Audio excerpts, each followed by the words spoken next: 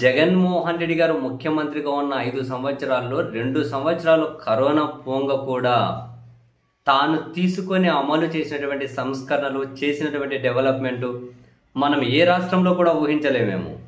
మరీ ముఖ్యంగా విద్యా వైద్యంలో తాను తీసుకొచ్చిన సంస్కరణలు, ప్రభుత్వ పాఠశాలల్లో విద్యను బలోపేతం చేసి పేద మధ్యతరగతి వాళ్ళకు కూడా క్వాలిటీ విద్యను అందుబాటులోకి తీసుకొని వచ్చి, సాంకేతిక విద్యను అందుబాటులోకి తీసుకొచ్చి, సో నెక్స్ట్ తరం బాగుండాలి అంటే విద్యా వైద్యంలో అసమానతలు ఉండొద్దు అని జెన్యూన్గా ఆలోచించిన ముఖ్యమంత్రి ఆయన.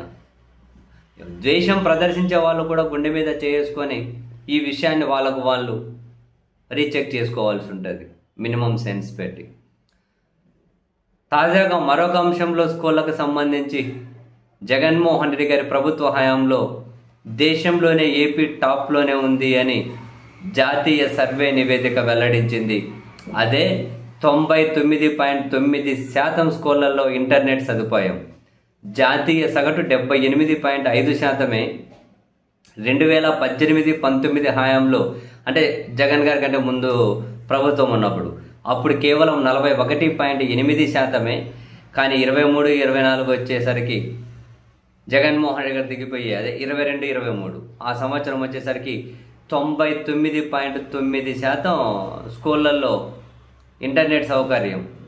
వైఎస్ జగన్ ప్రభుత్వ హయాంలో రాష్ట్రంలో 99.9% పాఠశాలల్లో ఇంటర్నెట్ సౌకర్యం కల్పించినట్లు దేశంలో పిల్లలు 2025 ఆ నివేదికలో కేంద్ర గణాంకాలు, కార్యక్రమాల అమలు మంత్రిత్వ శాఖ వెల్లడించింది. 2018-19 నాటికి చంద్రబాబు ప్రభుత్వ హయాంలో కేవలం 41.8% స్కూల్లోనే ఇంటర్నెట్ సౌకర్యం ఉంటే జగన్ ప్రభుత్వ హయాంలో 2022-23 నాటికి ఈ రేటు 99.9%కి చేరినట్లు గణాంకాలు స్పష్టం చేస్తున్నాయి. జాతీయ స్థాయిలో 78.5% స్కూళ్ళలోనే ఇంటర్నెట్ సౌకర్యం ఉంటే జగన్ ప్రభుత్వ హయాంలో జాతీయ సగటును మించి అంటే 99.9% స్కూళ్ళలో ఇంటర్నెట్ సౌకర్యం ఉండడం గమనార్హం.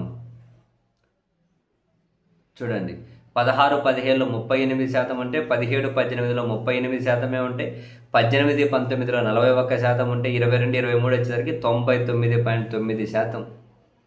విద్యా వైద్యంలో జగన్మోహన్ రెడ్డి గారి ఆలోచనలను మనిషి అన్న ఎవరైనా కూడా మినిమం సెన్స్ ఉంటే అప్రిసియేట్ చేసి తీరాల్సిందే.